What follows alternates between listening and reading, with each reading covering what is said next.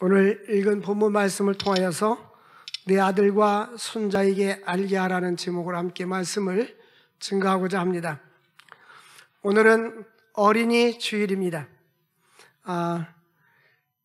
다음 주는 어버이 주일이고요. 그래서 오늘은 어린이에 관련된 신앙 교육에 대해서 말씀을 드리고자 합니다. 나무를 심는 것은 10년의 계획이요, 교육은 100년 대계라고 합니다. 우리나라가 60년대 우리 초등학교 다닐 때는 산에 나무가 별로 없었어요. 그래서 식목일 때 되면 학생들을 동원해 가지고 나무를 심었습니다. 근데 지금은 이제 4, 50년이 지난 지금은 산림이 울창해서 숲에 들어가기가 힘들 정도로 전국적으로 나무가 울창합니다. 전 세계적으로 이 대한민국처럼 나무가 좋고 산림이 좋고 공기도 맑고 여러 가지 좋은 나라가 별로 많지 않습니다. 그런데 그보다 더 중요한 것은 교육입니다. 우리나라는 5,000년, 반만 년의 역사를 가지고 있다고 하지만 과거에 선교사들이 우리나라 와서 개화 운동을 하고 신앙과 교육, 의료사업 하기 이전에는 우리나라는 상투를 꽂고 있었고 아직도 천자문을 외우고 있었습니다. 근대화된 그러한 교육시설이 없었고 또 근대화된 병원도 없었습니다. 1885년에 장로교회 언더우드 선교사, 감리교회 아펜젤라의 선교사가 오는 기점으로 해서 우리나라가 많은 개화가 되었습니다. 우리가 이미 잘 알고 설교를 여러 번 들은 대로 연세대학교는 언더우드 그 선교사가 목사님이 와가지고 연희 전문학교를 비롯해서 이제 미션 스쿨을 세우게 되었고 또 미국의 세브란스시 독시가르에게 후원금을 받아서 세브란스 병원을 세우게 됐어요. 그래서 세브란스 병원입니다. 또 우리가 잘 아는 대로 이화여자대학은, 이화학당은 이제 4명의 학생으로부터 이제 교육을 시작해서 이제 그 당시만 해도 여성들이 지위 양상이 약하고 차별을 받는 그때에 여성 교육에 힘써야 되겠다고 해서 스크랜튼 선교사가 이화여자대학교를 지금으로 말하면 세웠어요. 그 이화라는 이름은 고종이 그 이름을 지어줬던 것입니다. 너희들은 백꽃처럼 맑아라 해가지고 세워졌던 거예요. 그래서 선교사들로 인하여서 우리나라가 이제 미션 스쿨이 세워지고 또 대학이 세워지고 또 저 평양의 숭실학교, 숭실대학이 세워지고 전국 각곳에 기독교 학교들이 많이 세워졌습니다. 그로 인해서 과거에는 문맹인들이 많아가지고 한글도 모르던 분들이 전국에 교회가 세워지면서 교회를 다니고 찬송 부르고 성경 읽으면서 한글을 알게 되었어요.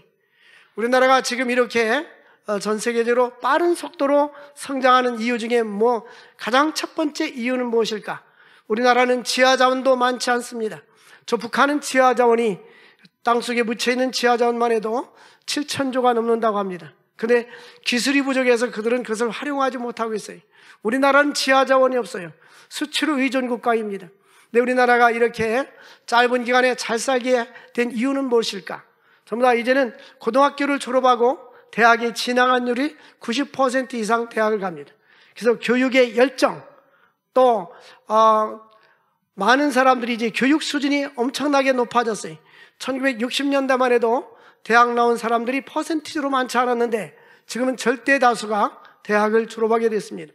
이 나라를 하나님께서 이와 같이 잘 살게 해준 것은 첫 번째는 하나님의 은혜요, 또 신앙의 힘이요, 그 다음에 교육의 힘인 것입니다. 우리가 해외 선교지에 가보면 캄보디아 나라라는 데 가보면은 거기는 과거에 1990년대에 이제는 그 폴 펀드가 영국에 가서 공산주의 사상을 벗고 와가지고 지식 있는 사람들, 또 재산이 많은 사람들, 화이트 칼라 공무원들, 이런 사람들을 다 죽여버렸어요. 그게 킬링필드 사건이라고 하잖아요. 지금도 해골이 이렇게 쌓아가지고 그것을 기억하려고 곳곳에 해골을 쌓아놓은 기념관이 지금도 있어요. 그래서 많은 지식인들을 죽여놓으니까 이제는 전부 다 이제 이 사회주의나 공산주의 사상들은 가진 자들, 물질을 가진 자들, 또 지식을 가진 자들, 사회적인 지도층들을 싫어하는 거예요. 그들을 다 없애버리고 우리 평등하게 잘 살자 했는데 지금은 학교를 세워놔도 교사들이 없어요. 교사들이 부족해요. 그 병원도 몇 개 없어요. 이제 그렇게, 그러므로 이 교육이 사회나 국가나 미래에 미치는 영향은 대단히 큽니다. 가정도 마찬가지입니다. 가정도 자녀들에게, 손자들에게 이 교육을 시켜야 되는데 성경은 무슨 교육을 시키라고 하느냐? 신앙교육을 시키라는 거예요. 첫 번째, 하나님의 말씀을 알고 직행하는 것이 지혜와 지식이다 라고 말씀하고 있어요. WHO 세계보건기구에서 4가지 건강을 이야기합니다. 하나는 신체적인 건강, 하나는 정신적인 건강, 하나는 인간관계의 건강, 하나는 영적인 건강입니다. 근데 우리가 무엇보다도 온 천하를 다 얻었어도 신체가 병들어가지고 움직일 수 없다면 아무 유익이 없잖아요. 육체적인 건강관리, 성경도 우리들에게 건강관리할 것을 말씀하고 있어요. 우리 하나님이 주신 이 건강을 우리가 잘 관리해야 돼요. 그 다음에 정신적인 건강입니다. 이 정신적으로 잘못돼가지고 정신병원에 입원해 있는 사람들, 또 밤잠을 자지 못하는 사람들, 노이로제 걸린 사람들, 여러 가지 스트레스 받는 사람들이 많아요. 그리고 뿐만 아니라 인간관계가 건강하지 않아서 가정이 행복하지 않냐고 남편과 아내, 부모와 자녀, 또 시댁 식구들 인간관계가 좋지 않고, 또 사회에서도 직장생활이 인간관계가 아름답지 못하면 삶의 기쁨이 없는 거예요. 인간관계가 아름다워져야 돼요. 그 다음에 영적인 관계입니다.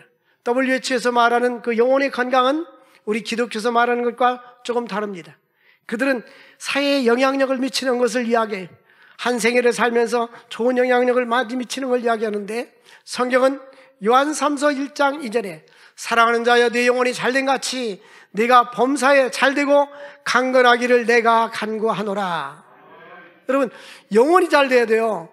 우리의 영혼이 잘 되면 범사가 잘 되고 강건한 축복이 있는 거예요. 그래서 하나님을 모르는 사람들, 호세아서 4장 6절에 보니까 내 백성이 하나님을 아는 지식이 없어서 망한다 그랬어요. 다른 것이 없어서 망하는 것이 아니라 하나님을 아는 지식이 없어서 망한다는 거예요. 그러면서 호세아서 4장 6절에 이제 하나님 아는 지식이 없어서 네 자녀들이 하나님을 버렸으니 나도 네 자녀를 잊어버리겠다는 거예요. 여러분, 우리가 누가 나를 기억해 주는 것이 얼마나 큰 축복입니까? 우리 인생을 살아가면서 나를 기억해 주고 나에게 관심을 가져주는 사람이 있다는 것이 얼마나 축복이에요. 그런데 이스라엘 백성에게 하나님을 말씀하기를 내 백성이 지식이 없어서 망하는도다. 근데 네가 지식을 버렸으니 나도 너를 버리겠다. 이 지식은 하나님을 아는 지식이에요. 그래서 하나님을 알지 아니하고 하나님의 말씀을 지키지 아니하기 때문에 네가 내 하나님의 율법을 잊어버렸으니 나도 네 자녀들을 잊어버리리라. 여러분, 우리가 인생을 살면서 하나님이 나를 기억해 주는 것이 축복인 거예요. 성경에 보니까요, 한나가 자녀가 없었어요. 한나가 자녀가 없었어. 하나님께 뭐라고 기도, 하나님 나를 기억해 주세요. 다른 기도 안, 나를 기억해 주세요. 근데 자녀가 없는 사람은 기억해 달라는 거, 자녀가 달라는 소리 아니에요? 하나님 나 자녀 주세요. 그러니까 하나님 나를 기억해 주세요. 하나님께서 그가 새벽에 주회전에 와서 제사를 드리고 돌아가서 남편과 동침함에 하나님이 저들을 기억하여 주었더라. 히스기야 왕이 병들어 죽게 되었어요. 지금으로 말하면 암병에 걸렸던 것 같아요. 너는 죽고 살지 못하리라고 이사야 선지자가 예언했을 때에 이사야서 38장에 히스기야 왕이 이렇게 기도합니다. 하나님, 내가 주님 앞에 선하고 또 충성되게 헌신한 것을 기억하여 주옵소서. 그때 하나님께서 내가 네 기도를 들었고 네 눈물을 보았노라. 그러니까 하나님이 기억해 주시면 질병이 떠나가게 되고, 하나님이 기억해 주시면 자녀가 필요한 자들에게 한나에게 사무엘이라는 자녀를 선물로 주셨어요. 경제적으로 어려움을 당하던 열왕기하 4장에 보니까 선지생도의 아내가 엘리사에게 찾아왔어요. 내 남편이 죽었어요. 신학생인데 천도사인데. 그리고 빚이 졌는데 갚을 길이 없습니다. 과거에는 구약시대 때는 빚을 못 갚으면 자녀들을 데려다가 종 삼았는데 어떻게 하면 좋겠습니까? 그때 너희 집에 무엇이 있느냐? 우리 집에는 기름병에 기름이 조금 있습니다. 나머지는 없어요. 가져와라. 그릇을 빌려와라. 그러니까 부어라니까 기름병을 부으니까 계속 그릇이 다 차는 거예요. 조금 밀리지 말고 많이 빌려라. 다 찼나이다 하니까 끊어졌어요. 우리에게 그런 기름병이 있으면 잠 안 자고 계속 들고 있을 것 같아요. 성전 건축해야 되니까. 신도지 성전 건축할 때까지 교대로. 우리 하나님은 우리를 기억해 주시는 하나님. 하나님께서 하나님을 섬기고 믿음으로 사는 자들에게 내 자녀를 내가 기억해 준다는 거예요. 그러나 하나님의 율법을 잊어버리고 하나님의 말씀을 잊어버린 사람은 나도 너를 잊어버리겠다는 거예요. 하나님 우리를 기억해 준다는 것이 놀라운 은혜고 축복인 것입니다. 우리 인생을 살다 보면 위기를 당하고 결정적인 어려움을 당할 수도 있어요. 그럴 때마다 하나님이 순간순간 우리를 기억해 주시고 우리를 지켜주시고 우리를 보호해 주시는 것을 감사할 수 있기를 바랍니다. 우리 인생의 중요한 것은 하나님이 나를 기억해 주고 하나님이 나와 동행하는 거예요. 주 떠나가시면 내 생명 헛되네. 우리는 직분도 중요합니다. 그러나 더 중요한 것은 내가 하나님 앞에 인정받는 사람, 하나님이 기억할 만한 사람, 하나님을 떠난 사람은 나도 내 자녀를 기억하지 않는다라고 말씀했습니다. 오늘도 믿음 안에서 하나님이 기억될 만한 사람 될 수 있기를 바랍니다. 4절 말씀에 보니까 오직 너희 하나님 여호와께서부터 떠나지 않는 너희는 오늘날까지 생존하였느니라. 이 말씀은 이스라엘 백성들이 광야 생활할 때 하나님의 뜻대로 산 사람은 생존했고 불순종하고 원망하고 불평했던 사람들은 다 죽었어요. 여기 말씀해 보니까 여호와께부터라고 되어 있어요. 여호와께 붙어 있다는 말씀이 무슨 말씀이에요? 하나님께서 이스라엘 백성들에게 여호와께 붙어 있다는 말은 매달리다 뜻이에요. 매달렸다. 여호와 하나님께 너희가 매달려 있어. 응? 매달려 있어. 이 정말 하나님께 매달려서 믿음 사는 사람, 이 매달리는 것은 하나님께 예배 생활과 헌신을 얘기하는 거예요. 여러분, 거미가 거미줄에 매달려 있듯이, 매미가 나무에게 매달려 있듯이 하나님은 이스라엘 백성들에게 너희가 여호와 하나님께 붙어 있어, 매달려 있어, 그 뜻입니다. 하나님께 매달려 있고 하나님께 붙어 있는 사람들은 어떤 결과가 있느냐? 오늘날까지 생존하였느니라. 광야에서 하나님의 진노로 다 죽었지만 하나님께 매달려 있는 사람들은 구별시켜서 그들을 생존하게 하시고 약속하신 젖과 꿀이 흐르는 가나안 땅에 들어가게 하신 것입니다. 제가 물으면 대답하세요. 아멘으로. 잘 살고 싶습니까? 건강하게 살고 싶습니까? 자녀들이 잘 되길 원합니까? 기독교 명문가암이 되길 원합니까? 답을 가르쳐 드릴게요. 하나님께 매달려 있으면 됩니다. 옆 사람하고 인사 나눕시다. 하나님께 매달리면 됩니다. 시작. 예, 하나님께 매달려 있으면 되는 거예요. 하나님께 본드처럼 쫙 붙어 있으면 되는 거예요. 예? 하나님은 전능하신 하나님이신데, 할렐루야. 하나님께 매달려 있으면 우리 인생은 성공이 보장되는 거예요. 거기에 대답이 있어요. 거기에 해답이 있어요. 물질도 필요합니다. 우리 인생을 살아가는데 명예도 필요합니다. 그런데 그 모든 것은 우리에게 영원토록 지속되는 게 아니에요. 신문에 보니까 탑뉴스 나왔어요. 고 이건희 회장 상속세 13조.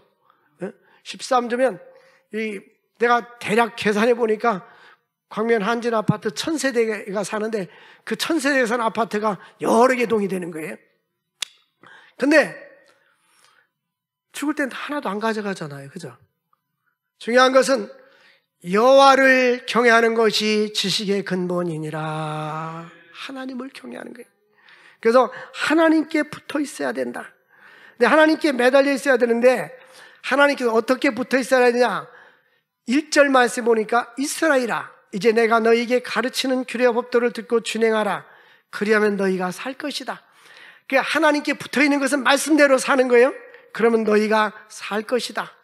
여기서 산다는 말은 이제 주님께서 영적으로 살게 되고 하나님의 은혜 가운데 살게 되고 또 육체적으로도 건강과 장수의 축복을 약속해 주셨어요.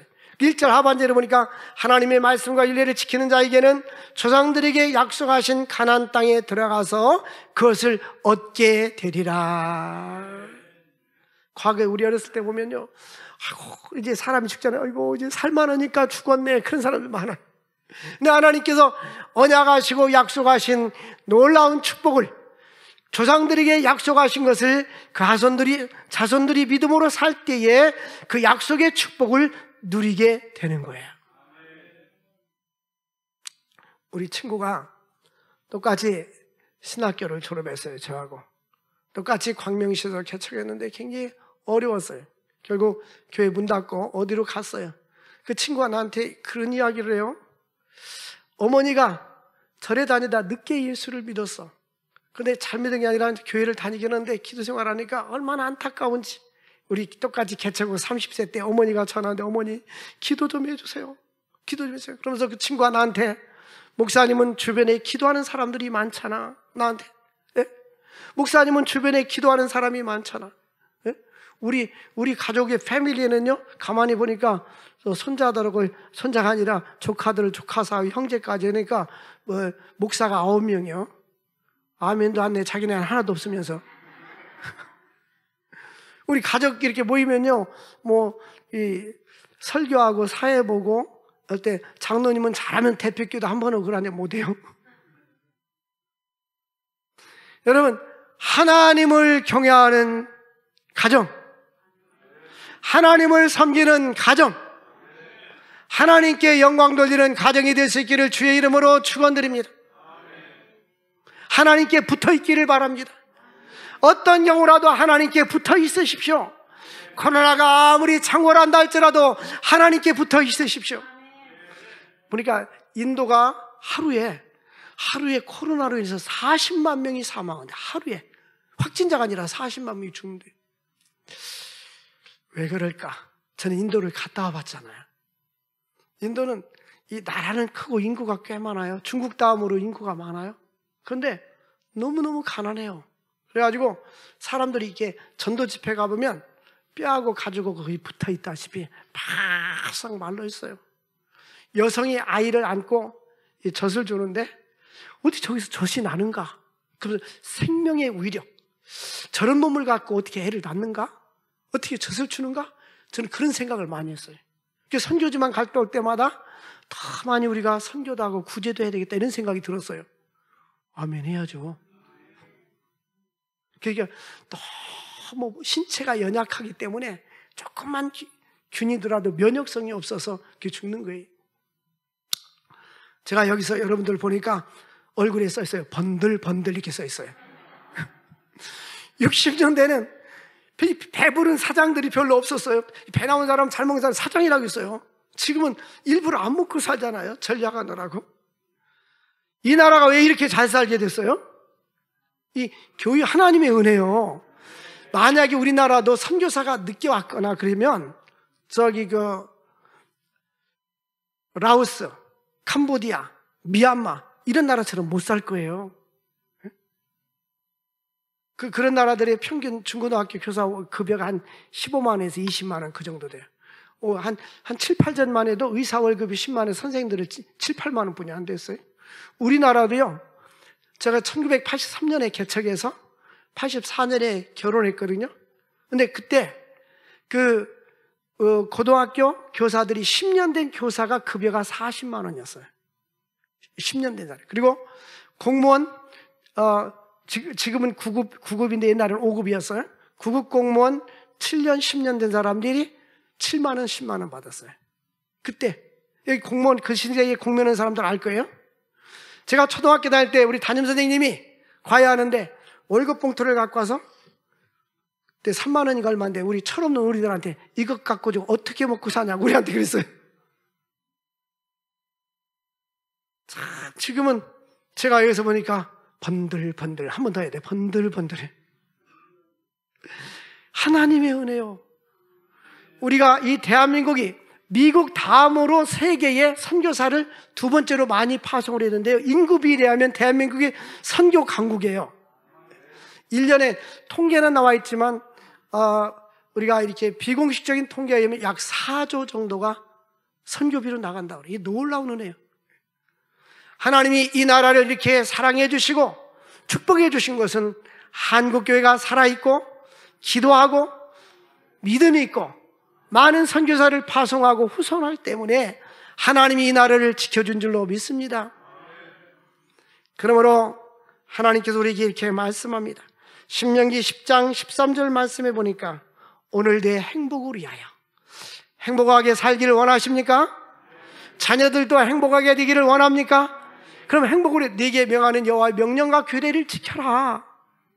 자녀들에게 너 행복하게 살고 싶지? 어떤 다른 많은 것을 물려주는 것보다 하나님을 경외하는 법을 가르쳐야 돼요. 너는 하나님을 섬기면 너는 인생이 행복할 거야. 제가 이제 금년에 8월 달이 되면 우리 교회가 개척한 지가 38년 됩니다. 38년 전에 반지하실에서 개척을 시작했어요. 6개월 만에 성가교회 2층으로 이사를 갔어요. 4년 지난 후에 또다시 광명 한진 아파트로 또 이사를 갔어요. 10년이 지난 후에 개봉동에 땅을 사고 교회를 졌어요. 근데 지금은 그때보다, 개척할 때보다 모든 환경이 좋아졌어요. 교회 여러 가지 자산도 늘어나고 성도도 늘어나고 모든 환경이 좋아졌어요. 근데 지금이 그때보다 더 행복하냐? 그러면 그때가 지금보다 행복지 않냐? 아니요, 똑같이 행복해요. 왜 그럴까요? 하나님의 은혜 가운데 있기 때문입니다. 우리가 하나님의 은혜 가운데 살면, 에릭 프롬이 우리 인간의 삶을 소유냐 존재냐 이렇게 얘기했어요. 이 소유는 뭐냐면 지식을 많이 소유하고 부동산을 많이 소유하고 그럼 내가 행복할 거야.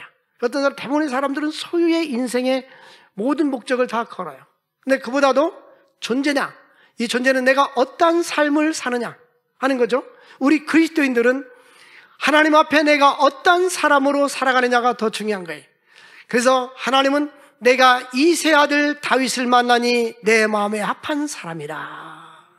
우리는 하나님 앞에 아름다운 삶을 살아야 되는 거예요. 하나님 앞에 인정받을 만한 삶을 살아야 되고 하나님을 기쁘시게 하는 삶을 살아갈 수 있기를 주의 이름으로 축원을 드립니다.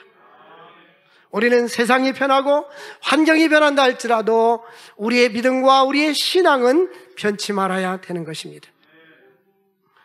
그러므로 9절 말씀에 보면 6절 말씀에 보니까 너희는 지켜 행하라. 너희는 지켜 행하라. 이것이 여러 민족 앞에서 너희의 지혜요 지식이라. 하나님의 말씀을 지켜 행하는 것이 참된 지혜요 참된 지식이라는 걸 믿으시기를 바랍니다. 그리고 이 큰 나라 사람은 6절에 보니까 과연 지혜와 지식 있는 백성이라. 이스라엘 나라는 땅덩어리가 크질 않아요.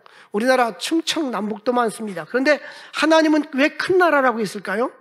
하나님께 선택받고 구원받고 하나님을 경외하는 백성이기 때문에 큰 나라라고 말하는 거예요. 사랑하는 성도 여러분, 하나님 앞에 큰 자가 될 수 있기를 바랍니다. 하나님 앞에 이 나라 민족이 큰 나라가 될 수 있기를 바랍니다. 하나님이 함께 해주시는 나라는 큰 나라, 하나님이 함께 해주는 가정은 큰 가정, 하나님이 함께 해주는 인생은 큰 인생이라는 사실을 우리는 믿으시기를 바랍니다. 7절 말씀에 보면 우리 하나님은 우리가 기도할 때마다 우리에게 가까이 하신다. 여러분, 내가 기도하면 하나님이 나를 가까이 해주셔요. 또 내가 기도할 때 하나님 앞에 가까이 갈 수가 있어요. 기도에 힘쓰시기를 바랍니다. 기도에 힘쓰시기를 바랍니다. 기도를 요만큼 하고서 했다고 하지 마시고 이렇게 요만큼 기도를 좀 깊이, 이 우물을 파는 사람이 삽으로 한 3번, 4번 파고 그 물이 나오나요? 깊이 파야 우물이 나올 거 아니에요.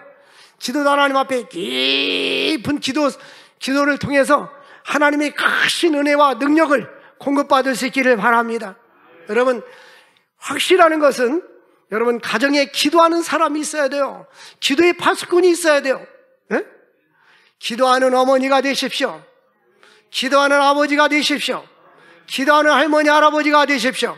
그러면 여러분의 미래가 있고 여러분의 삶에 하나님의 은혜가 넘칠 줄 믿으시기를 바랍니다. 내 기도하는 그 시간 내게는 가장 귀하다. 여러분, 이 기도하는 훈련이 되어 있어야 돼요.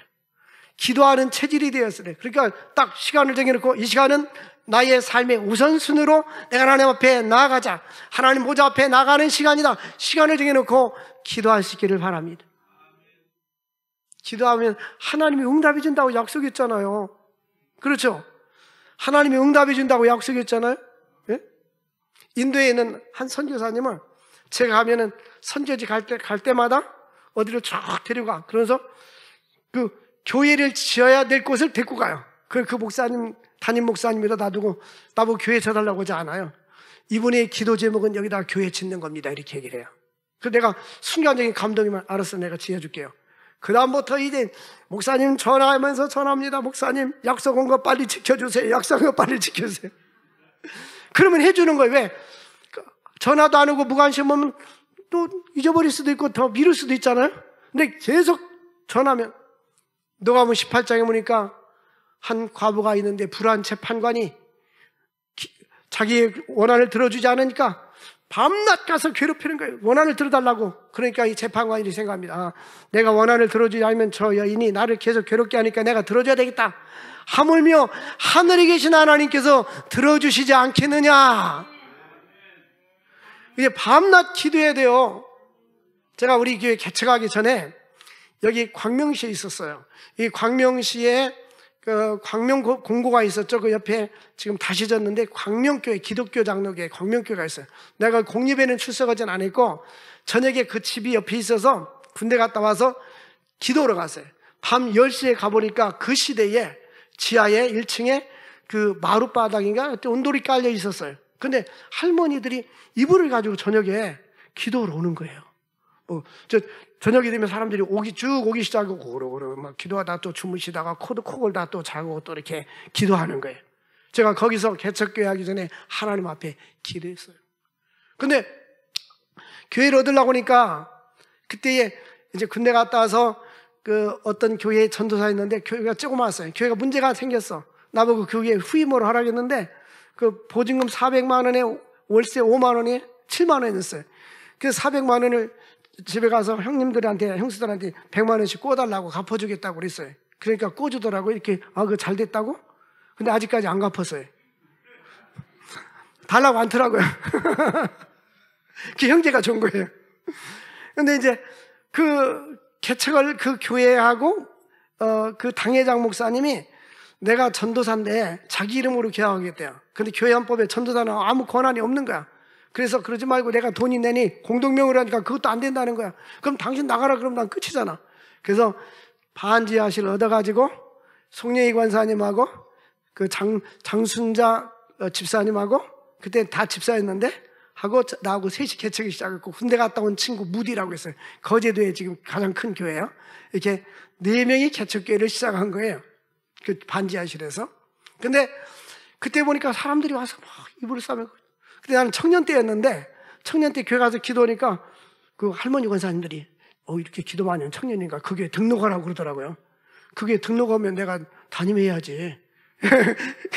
어쨌든 근데 건물을 얻어야 되는데 400만 원 갖고 그 당시도 얻을 만한 데가 없는 거예요. 400만 원 보증금이면 월세가 너무너무 비싼 거고 전세도 없고 막 그런 거예요. 그래서 거기 그 반지하실을 그때 얻게 됐는데 계약을 하려면 또 안 되는 거예요. 또 교회는 또 안 준다고 하고. 어떤 부동산에 갔더니 묻더라고요. 뭘 하고냐고 그래서 개척교회를 한다고 했더니 그 부동산 그 사장님이 요즘은 교회 사업이 잘 됩니다. 그러더라고요. 우리 돌아가셨는데 외숙모님이 제가 개척을 하니까 전화가 왔어요. 얘야, 요즘 교회 부흥되니 이렇게 묻지 않고 요즘은 손님 늘었니? 이렇게 말하더라고요. 어쨌든 그런 과정을 겪었는데 참 하나님의 은혜였는데 그 모든 과정은 기도의 힘이었어요. 예배당 건축할 때 한동 상가 살 때도 저녁 먹고 나서 도덕산에 가서 기도했어요. 도덕산에 가서 산속에 들어가서 기도했어요. 하루가 기도인 거 아니에요? 여러분 하나님 앞에 기도할 때 하나님께 가까이 하는 것이 내게 복이라. 우리가 기도할 때 하나님은 우리와 함께 하시느니라. 사랑하는 성도 여러분, 기도할 때 하나님은 역사해 주시는 거예요. 하나님을 가까이 할 수 있기를 주의 이름으로 축원을 드립니다. 기도의 힘으로 여기까지 왔고 앞으로도 마찬가지예요. 기도할 때 하나님이 역사해 주시는 거예요. 그 어저께는 제가 이런 생각했어요. 우리 여기 위에 2층에 방들이 많은데 우리 교회는 할머니가 안 계신가 봐. 광명교회는 할머니가 계셔서 저녁에 와서 기도하고 자고 그러는데 아직 우리 교회는 할머니가 안 계신가 봐. 우리 옆 사람하고 인사 나눕시다. 할머니 되면 기도합시다. 시작. 자신 없으니까 얘기 안 해. 여러분, 보따리 싸가지고 이 큰 교회들 보면요, 저녁에 꼭 기도하러 온 사람들이 많아요. 이 교회가 그냥 커지는 것이 아니야. 우리 아는 어떤 목사님도 그 어머니가 새벽 2시에 일어나서, 새벽 2시에, 목사님인데 개척교회 안에 새벽 2시에 일어나서 기도하니까, 그 어머니가 기도하니까 사람들, 권사님들이 따라서 기도하는 거예요. 교회가 막 부흥되는 거예요. 교회는 목사 혼자 힘으로 되는 게 아니에요. 교회의 가장 큰 힘은 기도입니다. 가정도 가장 큰 힘은 기도입니다. 하나님이 함께 해주셔야 인생에 승리할 수 있는 거예요. 이 설교를 듣고 나도 저녁에 보따리 싸가지고 가서 기도해야지, 이런 마음이 생겼던 사람 아멘 해보세요. 아무도 안 생겼어. 오늘 2시까지 설교할 거예요. 뭐 일찍 보내야 될 이유가 없어. 여러분, 말씀을 들으면 변화가 일어나야 되잖아요. 저는 감사한 게 다니는 교회마다 목사님들이 기도를 많이 했어요. 우리 고향에도 여전사님은 이 마룻바닥이 있는데 방석 깔고 옛날 예배드는데 가보면 늘 이렇게 안경을 요 밑에 걸치고 너 왔니? 이러면서 또 기도하고 마루다 기도하고 그렇게 기도를 많이 하셨어요. 그래서 제가 서울에 어떤 교회 왔는데 그분은 산기도를 많이, 우리 데리고 청년 때 산기도 가서 방언기도 했거든요. 이렇게 방언에서 하니까 얼마나 좋은지 몰라. 길에 갈 때도 기도하고. 근데 가는 곳마다 목사님들이 기도를 많이 하더라고. 근데 이게 담게 되어 있어요. 근데 여러분들은 별로 안 담는 것 같아. 네? 사랑하는 성도 여러분, 여러분들은 기도의 시간을 투자해야 돼요. 삶을 투자해야 됩니다. 여러분, 기도하지 않으면 미래가 없는 거예요. 네? 왜 기도에 기울일 이유가 없잖아요. 네? 여기 7절 말씀에 보니까 우리가 기도할 때마다 하나님이 가까이 하신다. 미국의 아브라함 링컨이 남북전쟁이 일어났을 때 전쟁 중에 이런 이야기를 했어요. 이 링컨은 어머니가 신앙인이었잖아요. 죽기 전에 성경책을 선물로 주면서 말씀대로 살라고 했는데 링컨은 공부 많이 한 사람이 아니었어요. 그 참모 보좌관한테 밖에, 텐트 밖에, 막사 밖에 하얀 수건이 걸려있을 때 내가 기도하는 시간이니까 면회 사절이다. 근데 하얀 수건을 걸어놨어요. 근데 급한 일로 인해서 참모가 기도 시간에 들어왔습니다. 링컨이 뭐라고 말하는지 아세요? 나는 지금 하나님과 교제 중이야. 내가 하나님과 교제가 끝나면 그때 얘기해. 이게 뭐냐면 우리는 어떠한 삶과 어떠한 것보다도 가장 삶의 프라이어티 우선순위가 하나님과 기도하는 시간이에요. 여러분, 스케줄을 다 바꾸세요. 하나님께 기도하는 것은 나의 삶의 우선순위로 하십시오. 그런 사람은 하나님께 인생의 행복한 사람이고, 아내가 그렇게 기도하는 사람이라면 그 남편은 행복한 사람이고 자녀는 행복한 사람이에요. 근데 사람들은 내가 그렇게 기도하는 사람이 되어야 있다고 하지 않고 주변 사람이 나를 위해서 기도해 주기를 바라고 있지 않아요?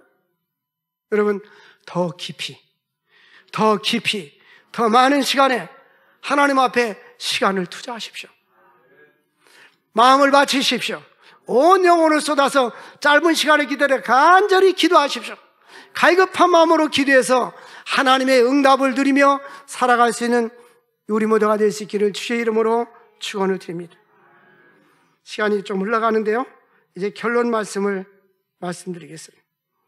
우리 하나님께서 여러분들에게 무엇을 요구합니까?